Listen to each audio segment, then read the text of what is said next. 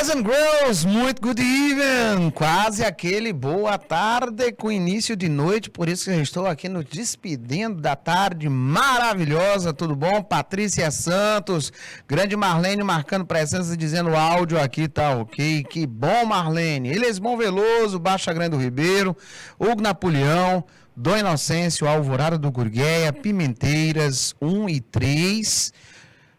São Félix, eu estou devendo algum polo, vamos lá, e olha, nós temos aí alunos, participação muito bacana, estou vindo aqui de uma tarde bem intensa, né, participação da terceira série, agora há pouco, 2 aulas muito agitadas ali na segunda série, muita participação, muito bacana a presença nessa reta final do ano, né, reta final e com muito treinamento e vamos juntos. Então, come on with me. Me acompanhe, vamos juntinhos para hoje, última aula da nossa tarde. Senhores, objeto do conhecimento, nós temos aí, dentre os quais gêneros orais, né? Há dias nós estamos praticando esses gêneros textuais, vendo a importância, a aplicabilidade, né? E, obviamente, modelos de questões. Partindo-se agora para a análise linguística, nós vimos a presença dos pronomes relativos, tá? E também do futuro. Professor, e por que aqui nós estamos no plural? Nós trabalhamos com o futuro simples, trabalhamos com o futuro chamado de imediato. Esses são os dois, nós estamos visualizando a questão estrutural, certo? O intuito é reconhecimento prévio e orientado dessas estruturas, para que serve e a sua aplicação. Nós ainda temos a parte de tarefa para casa. Essa tarefa para casa está presente no final do slide com essa cartelinha aí, tá? E por falar na tarefa para casa, deixei isso na última aula para que a gente pudesse treinar. Então ele falava na ocasião, né? Ele dava essas sentenças separadas por vírgula ou ponto, e ele pedia para que você fizesse a correlação utilizando o pronome. Por isso que o nome é pronome relativo. Sabemos que os pronomes relativos, eles vão trabalhar com situações que vêm antes e situações que vêm depois. Através dessa posição, eu sei dizer claramente se ele tem função de sujeito, se ele tem função de objeto, se ele está indicando uma posse, se ele está indicando um lugar, um tempo, tá? Então, olha, se o termo que vem antes do espaço for pessoa, eu posso utilizar como referencial um verbo, logo posso utilizar o who ou o próprio that. Se o termo que vem antes for uma pessoa e o termo que vier depois for um pronome, por um exemplo, ou um nome, você pode utilizar o whom, só que ele vai ser muito mais formal. Ele pode utilizar o that, ele é informal, e você pode aplicar o próprio who na característica das suas normalidades. Se o termo que vem antes for um animal, for uma coisa, tá? Eu posso utilizar esse menino aqui, ó, que significa que, ou, o qual, tá? E professor, e depois? Pode vir verbo, pode vir pronome e etc. Por quê? Porque ele desempenha a função de sujeito e também desempenha a função de objeto, tá? Detalhe que não podemos deixar passar em branco, não podemos, de jeito nenhum. O that, ele pode substituir, ó. Ele pode substituir o who, ele pode substituir o whom, ele pode substituir o which. Entretanto, eu preciso colocar uma observação. That, coloca aí, ele não vem entre vírgulas, tá? Ele não vem entre vírgulas, ele não vem após preposição. Ele não vem entre vírgula, ele não vem após preposição. Carinha de prova, né? Carinha de prova. Então, cuidado para que você não caia nessas armadilhas. Então, bacana?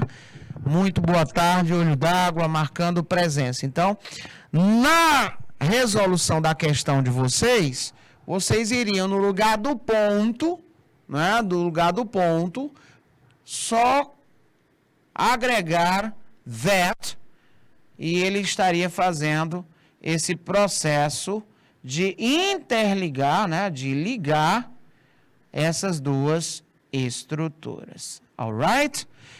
I like friends that are honest, né? Eu prefiro amigos, eu gosto de amigos que são honestos. Quem nunca, né? Quem não gosta? A letra B, we prefer friends that are fun. Eu prefiro amigos que sejam engraçados, que sejam comédia. Letra C, this is the chocolate cake that Mary made, né? Este é o bolo de chocolate que a Mary fez. Pix Bob, que é o gato aí do meu irmão, is the cat that we like most, né? O Pix Bob é o gato que nós mais gostamos, tá? Então ele estaria substituindo o who, whom, with na qualidade da informalidade, e ele ainda pode executar a função de sujeito ou de objeto. Essa foi a tarefinha que ficou para casa.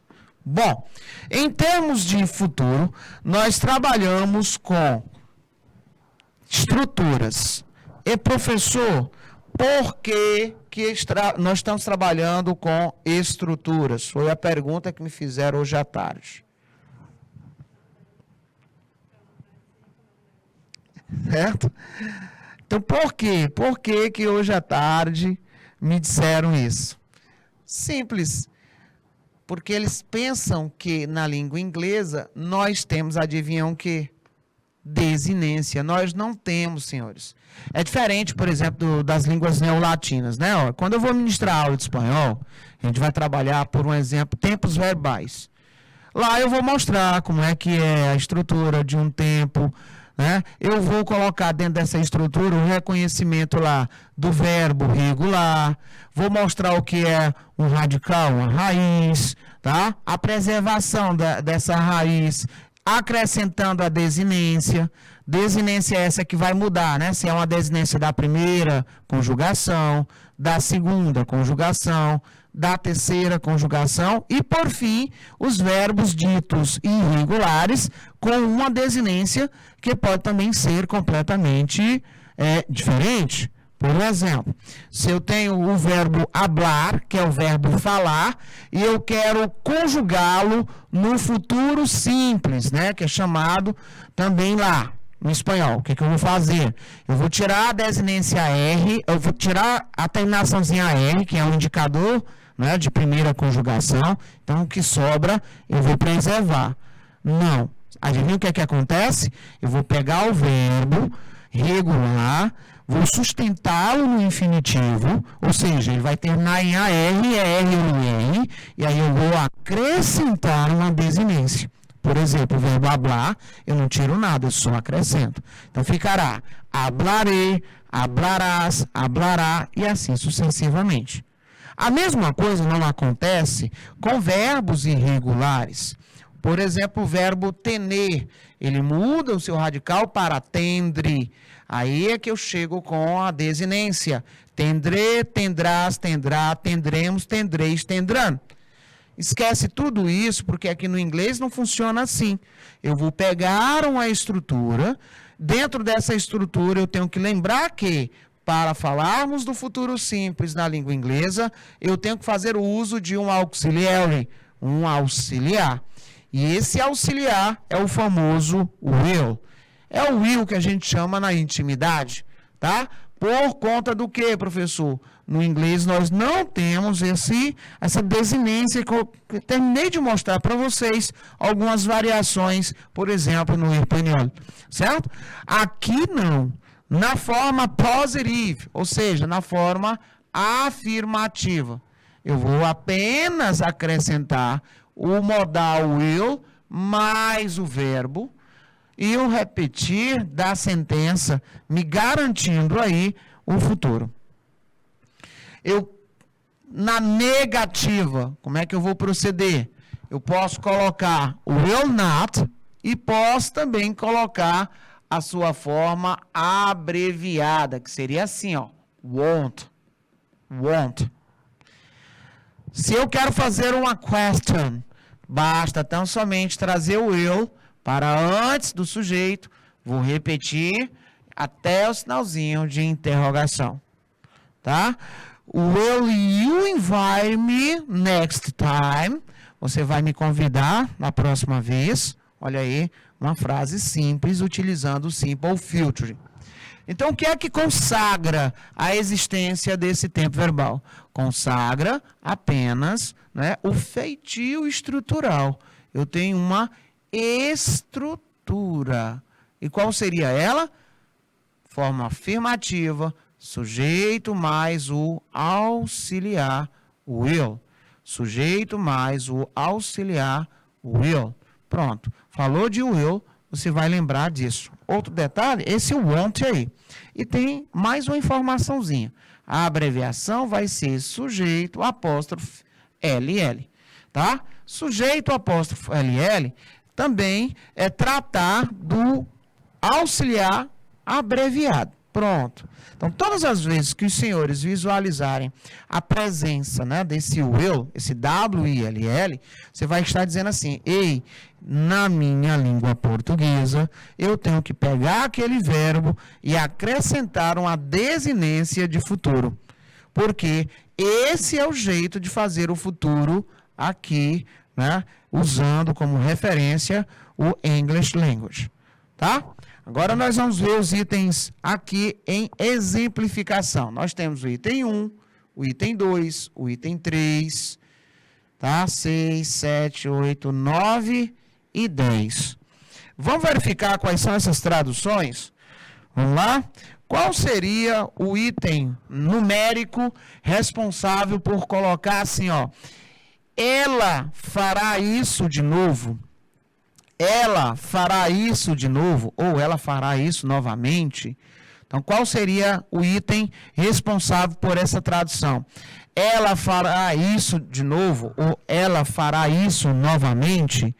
Aí você iria dizer, professor, essa tradução está lá no item 9. Will she do it again? Will she do it again? Ela fará isso de novo, ou ela vai fazer, né, como nós usamos muito aqui na língua portuguesa, tá? Por um exemplo, agora eu quero dizer assim, ó, você vencerá, né, você passará na prova. Então, como é que ficaria? You will win the exam, né, você passará na prova. O número 1, você passará na prova, o número 1, você passará no exame. Tá? Eu quero dizer o seguinte, nós nos veremos, né? Nós teremos dias melhores. Nós veremos dias melhores. Vamos lá para o número 10, onde nós viremos assim, ó. We will see better days. We will see better days, né? O número 10, ele diz isso. Nós veremos dias melhores, tá? Eu quero agora dizer assim, você vai esperar por mim? Você vai esperar por mim? Aí eu vou dizer assim, ó. Will you wait for me? Will you wait for me? Aí temos o número 8. Eu quero dizer assim, ó. A sua mãe vai te amar para sempre. A sua mãe, ela vai te amar para sempre. Aí eu tenho, sabe que número? O número 6, né? O número 6. A sua mãe vai te amar para sempre. O número 6. Your mother will love you forever. Your mother will love you forever, né? A sua mãe vai te amar para sempre. Aliás, é o número 7, né? É o número 7. Coloca aí para mim o número 7. A sua mãe vai te amar para sempre. Número 7. Certinho? É um modelo de questão. Ele vai dar várias sentenças e vai, perguntar qual é o match point, né, entre as duas colunas. Ele vai pedir para você associar a coluna A com a coluna B, fazendo aí a tradução ou uma espécie de diálogo. Utilizando o futuro simples, já sabe. Temos que ter aí o will como referência. Professor, e ele serve para quê? Serve mesmo para quê, né? É um tempo verbal que expressa uma ação futura incerta. Ele expressa uma ação futura incerta.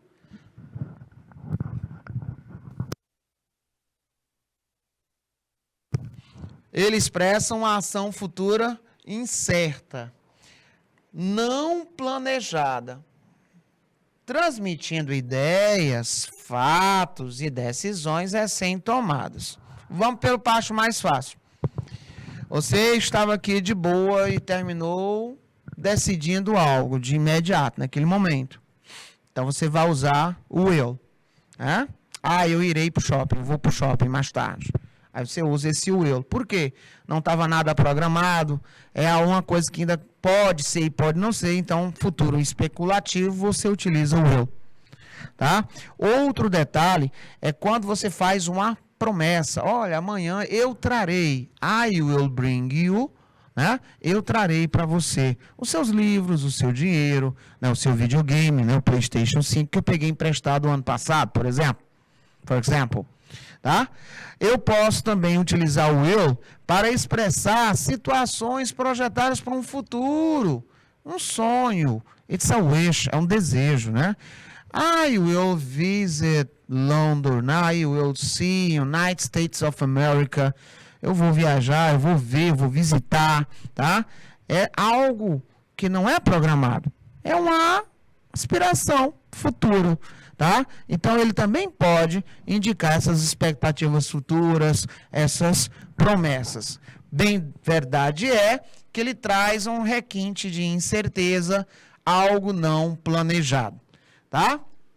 Por exemplo, olha aí esse texto. Aonde eu teria essa utilização de futuro? Na parte 1 ou na parte 2? Tá? Então, fica muito fácil você visualizar que na parte 2, na parte 1, eu tenho a presença de eu não voltarei, né? I will not return, I will not return. Então, nesse caso, quem vai me indicar, não é, a presença do futuro é esse auxiliar com... Tá, ó. Aqui, ó. Esse auxiliar. Professor, então é obrigatório? É obrigatório para essa ação que eu quero apenas dar uma ideia de especulativa. Alright?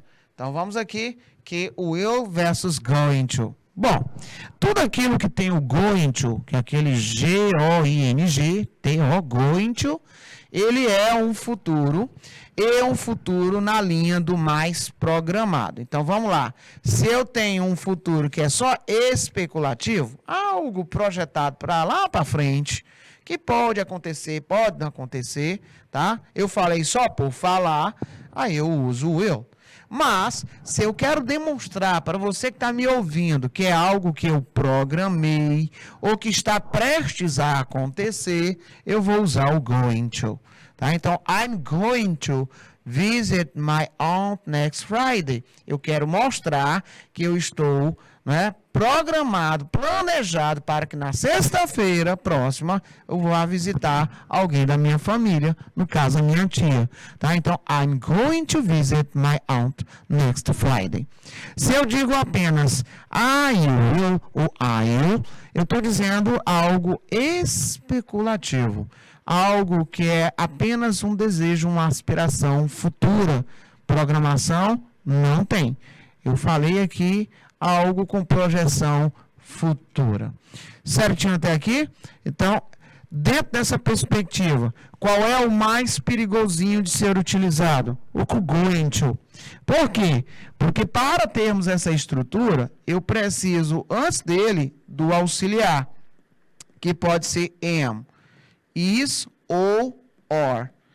Depois você tem o going to, depois é que vem um verbo.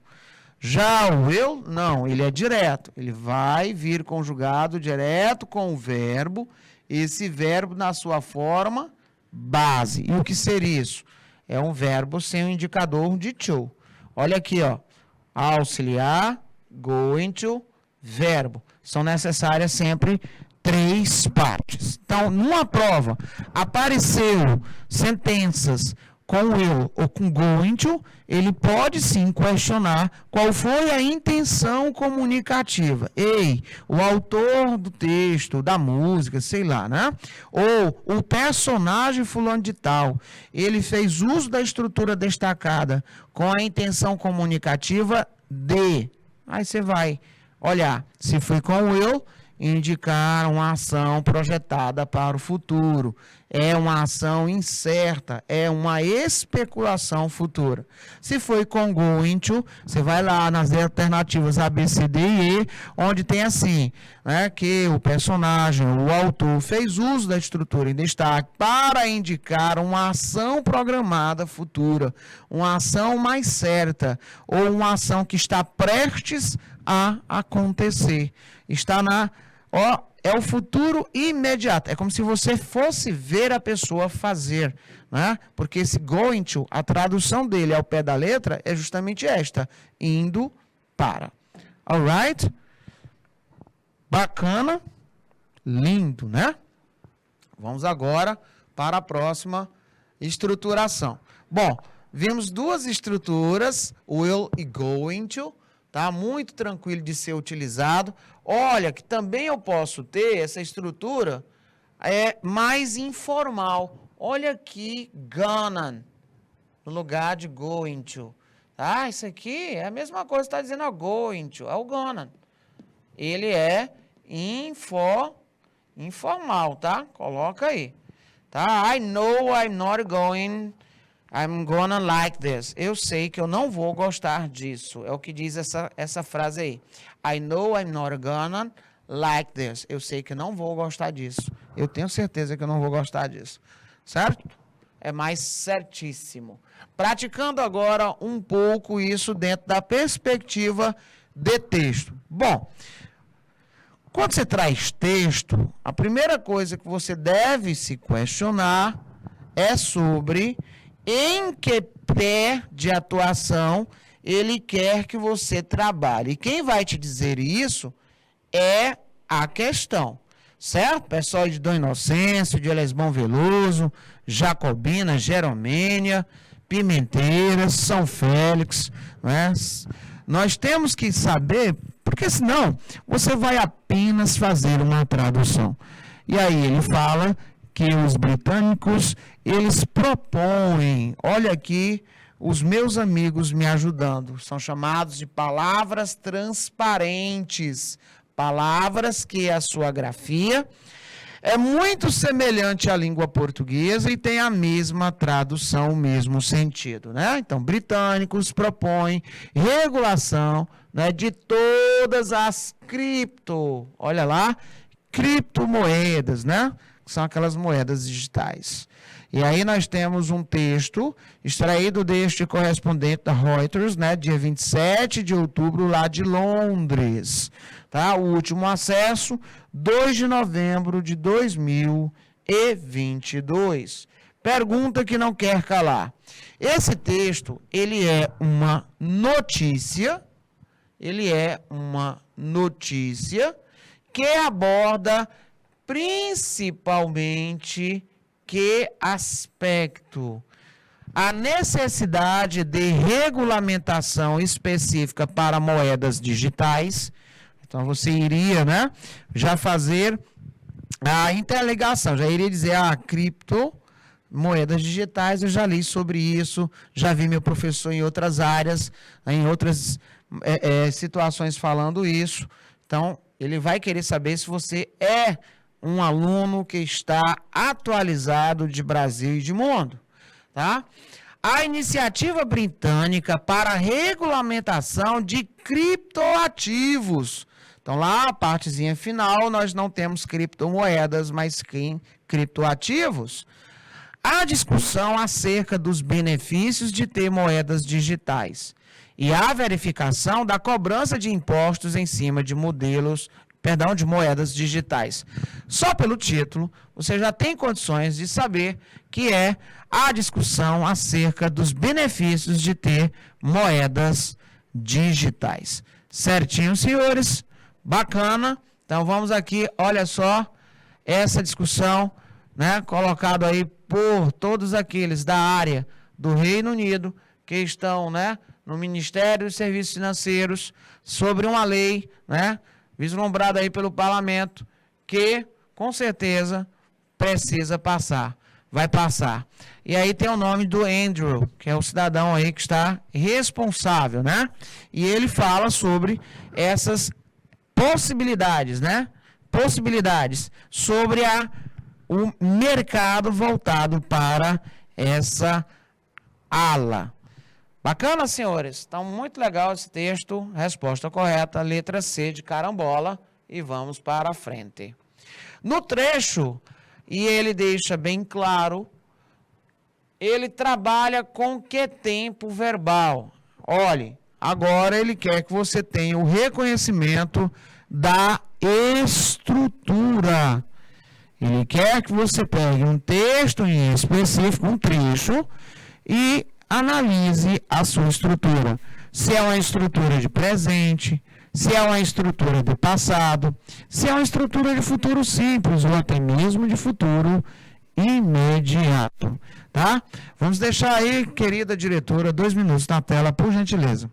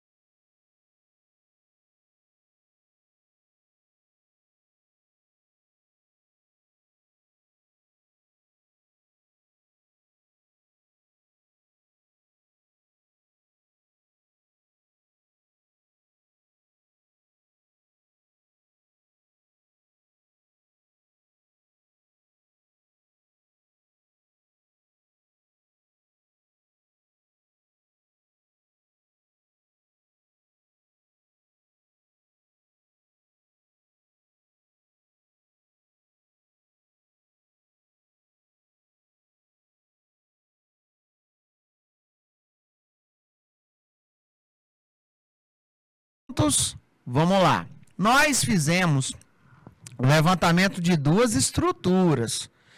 E aí eu já expliquei para vocês, não é, a necessidade de nós reconhecermos a estrutura, porque não tem aquele processo desinencial.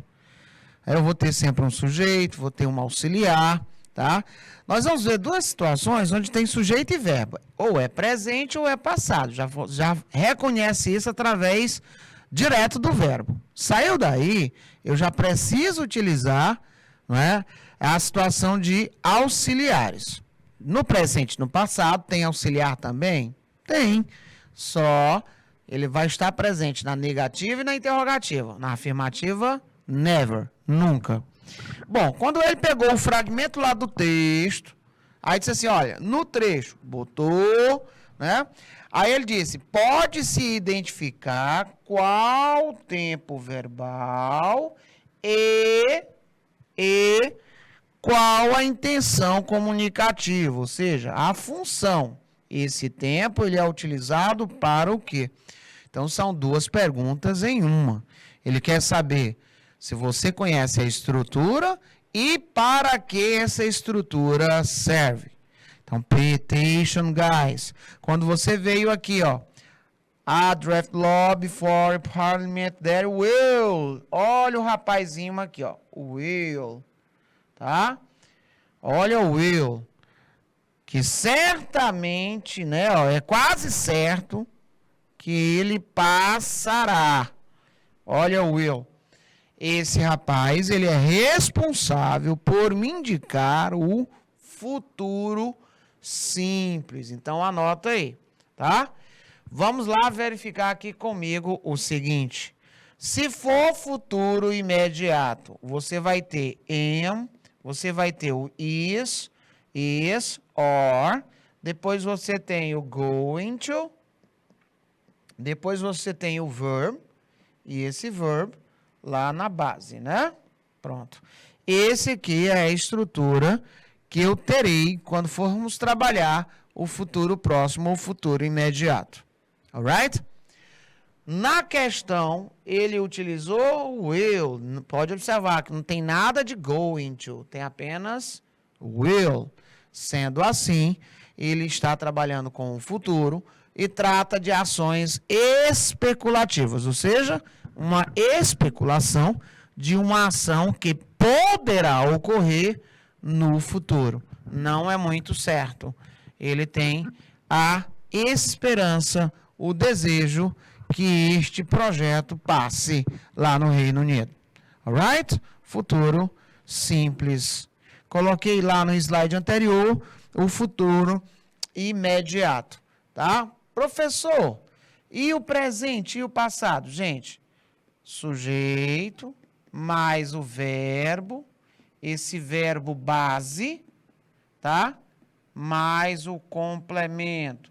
Isso aqui é o nosso presente. Sujeito mais o verbo e esse verbo no passado.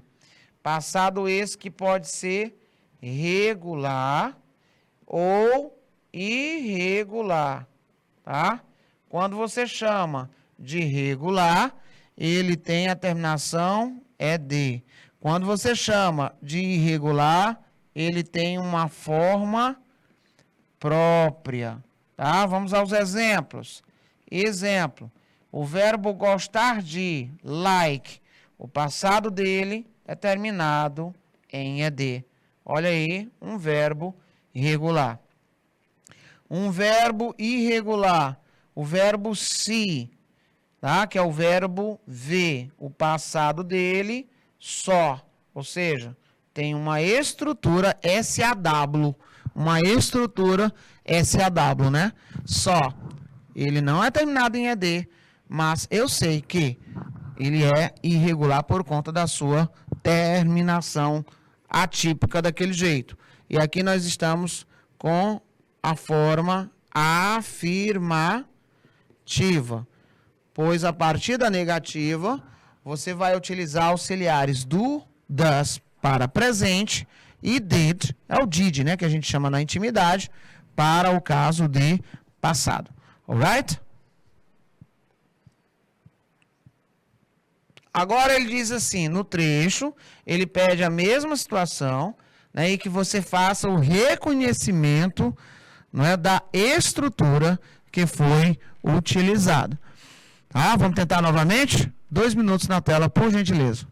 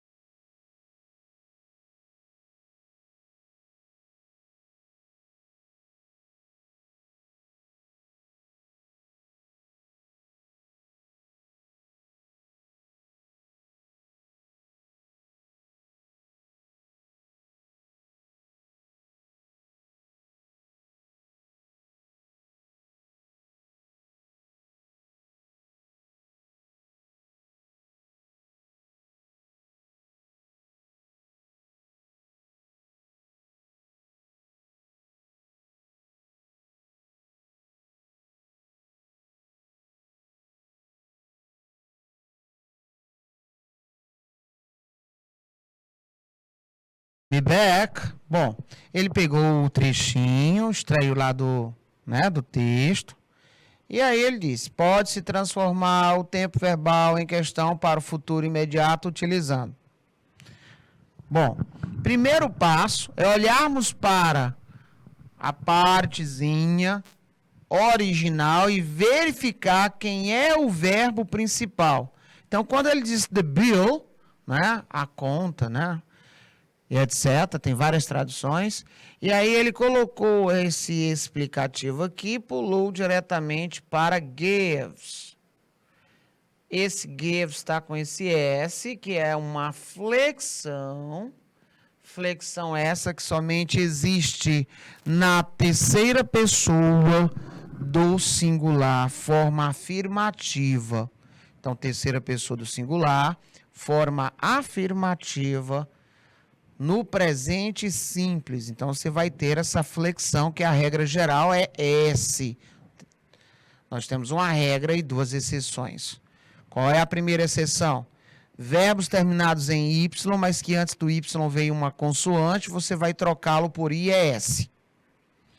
A segunda exceção é um pouco maior. Ele vai dizer que verbos terminados em S, SS, SH, CH, X, Z, O, vai receber ES. Somente no presente simples, forma afirmativa, e o sujeito obrigatoriamente tem que estar na terceira pessoa do singular. Ele, ela, neutro. He, she, it. Quando eu identifiquei, através daquele S, que ali era o verbo principal, entra agora em ação o conhecimento, olha para cá, por favor, do futuro imediato. Agora, para fazermos a transformação do futuro imediato, ele vai exigir que nós tenhamos auxiliar. Esse auxiliar vai depender do sujeito, que pode ser am, is ou or. Você vai colocar um regramento que é o going to, que é a estrutura, tá? Então, nós temos auxiliar, going to, vai somar isso ao verbo, chamado de verbo principal, e esse verbo principal está na base. Depois é que entra o que chamamos de complemento, caso tenha. Tá? Você termina de fazer uma forma afirmativa. Bom, sabendo que o verbo é o give, é o verbo dar, ceder, né? Você agora vai se deparar com a estrutura is going to give. De onde saiu esse is? Do futuro imediato. Porque is e não am e nem or. Porque nós temos um novo sujeito na terceira pessoa do singular. Por isso que a resposta vai ficar nessa condição. Não é? Nós teremos aqui como resposta nada mais, nada menos do que a letra C que vocês colocaram aí. Pessoal lá de Jacobina, participação muito bacana. Thank you very much for your collaboration.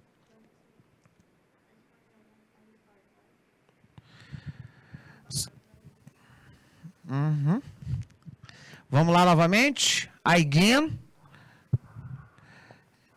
Vamos lá, minha diretora. Olha aí. Vamos ver se a gente consegue visualizar aí direitinho, né? Muito thank you.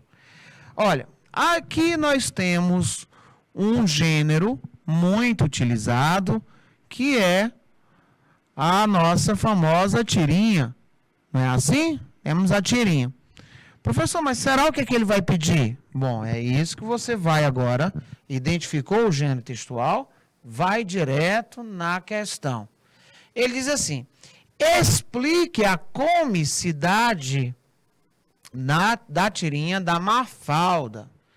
Letra A, o que é que ela diz? A vida pode ser programada em cada detalhe. Letra B, Mafalda concorda que a vida pode ser planejada sempre. Letra C, a vida é muito imprevisível para ser transformada em uma lista. Letra D, não devemos planejar a vida, pois, segundo Mafalda, isto é uma perda de tempo. Não devemos programar a vida, pois isso é uma perda de tempo. Voltando lá para a situação, nós vamos nos deparar com essa programação ou não. Programação essa que nós temos através dos tempos futuros will ou going to. Tá? Ela diz aqui no primeiro quadro. Primeiro, first, I'm going to marry well. Primeiro eu vou casar bem. Vai bem aqui, ó. Primeiro vamos casar bem. Right? Certo? And then, e aí, I'm going to have babies. Aí eu vou ter filhos. Tá dando certo que as minhazinhas estão brincando de casinha aí, né? And then, I'll buy a big house. E aí eu vou comprar uma casa grande, mas muito grande. And a really pretty car. E um carro da última hora. E joia. E I will have grandkids. Aí eu vou ter os netinhos, tá? And this will be my life. E isso será, will be my life. Minha vida. Bacana, né? Aí a Mafalda diz, yes, the one problem, o único problema, is that, é que, it's not a life, it's a list. Isso não é vida, isso é uma lista do que você vai fazer, um comando, né? Você não vai viver. Então a comicidade fica de fato por conta dessa palavra aí, que ele diz que a vida é muito imprevisível para ser uma lista. Há um grau de previsibilidade no que a meninazinha disse, né? Que vai acontecer item a item, né? As duas estavam brincando disso. Na tirinha da Mafalda, sua amiga utiliza frases predominantemente no presente perfeito, no presente perfeito contínuo, no condicional simples ou no futuro. Ele diz aí, a amiga na voz né, da queridinha aí da Mafalda. Qual é o tempo verbal utilizado? O que é que ele está empregando, né? Qual é o tempo verbal utilizado? Tá? Então, por essas estruturas, nós temos quais tempos verbais. Ou, cuidado, se tiver mais de um, a questão pediu para você colocar o predominante. Lá na questão tem esse nome. Então, se tiver mais de um, você vai ver aquele que mais fica em evidência, o predominante. Vamos deixar mais 2 minutinhos na tela para o feitio dessa questão.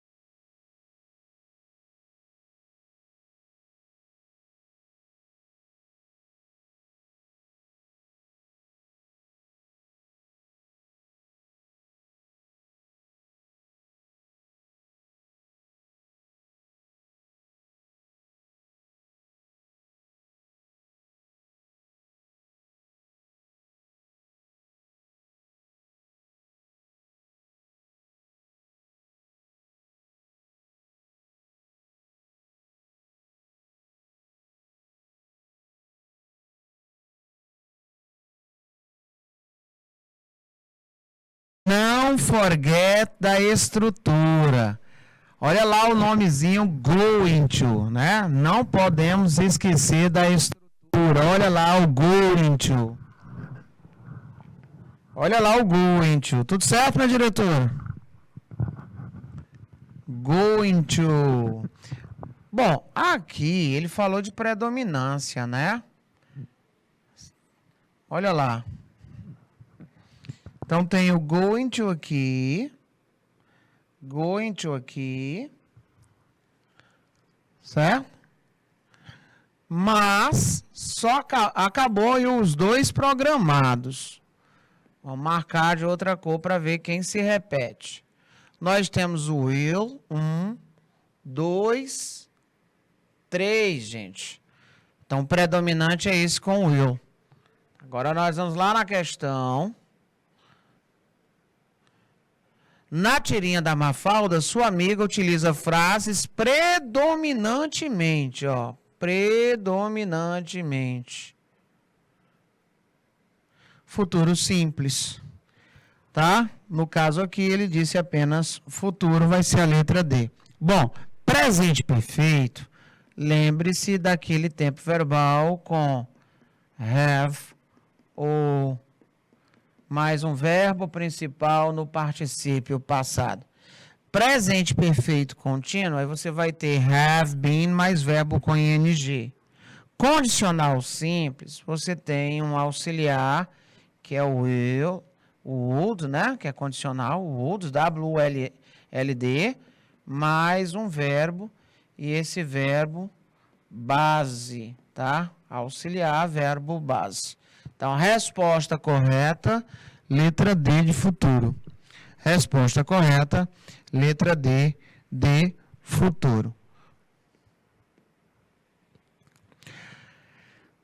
Texto, né? Aqui nós temos uma chamada de jornal. Pelo sombreamento do texto, nós já conseguimos ver que é digital, tá? A manchete é voltada para a área da saúde. Visualizamos que eles estão falando, não é? Sobre transplantes e uma palavra contendo aqui um prefixo de negação. Esse não vacinados. Então, ó, o sistema hospitalar diz que will deny, negará, tá? Olha aí, o negará.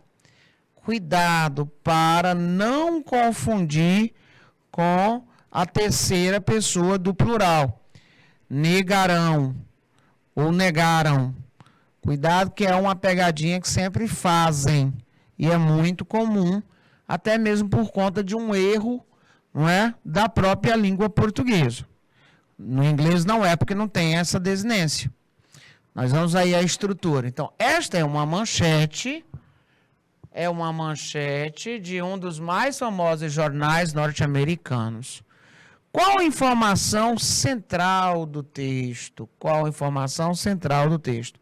Então, nós já vimos que, ó, hospitais não vai fazer com que procedamos com a eliminação, tá? Eu tenho aqui transplantes, tá? Ó, observo transplantes aqui, ó. Então, não temos como eliminar também, tá? Agora, eu percebo que nós temos em todas ou em quase. E em quase, aqui já tem problema, tá? Pessoas, ó, pessoas. Nós percebemos agora não vacinadas, tá? Não vacinadas. Então, não vai ser problema essa parte. Mas, entra em ação o verbo. Verbo esse que ele está ali para tirar o sono, né? Ó. Negaram, negarão, negaram, negarão.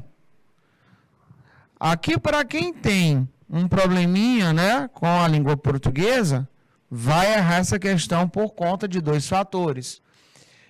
O português vai ser o grande vilão, porque provavelmente vai confundir negaram com negarão, sendo que a estrutura aqui é de futuro e não de passado.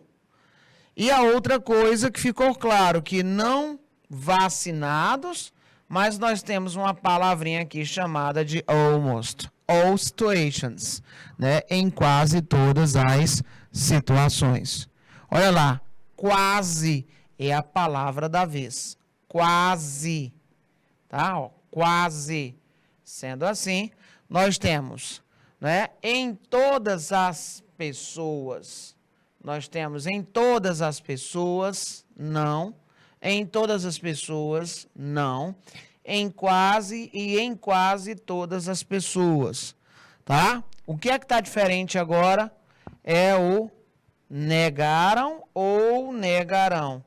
Negaram é passado, negarão é futuro. Por isso que você vai se deparar com a resposta correta, letra E. Olha aqui, ó, negarão. Will deny, tá? Extraído daqui, ó. Então, muito legalzinho também essa questão. Manchetes de jornais gostam muito, né, de aparecer. Will deny. Alright? Resposta correta. Tranquilo, vamos para a nossa última questãozinha. Bom, nós temos aqui alguém se olhando no espelho e temos duas situações marcadas, né? Ele coloca aí a marcação nessa parte aqui, ó. Então, o que é que ele pede? Explique o humor da tirinha. Né? Ele diz o seguinte: se o espelho fizer o que foi pedido, ele sofrerá consequências. O espelho responde a verdade para Helga.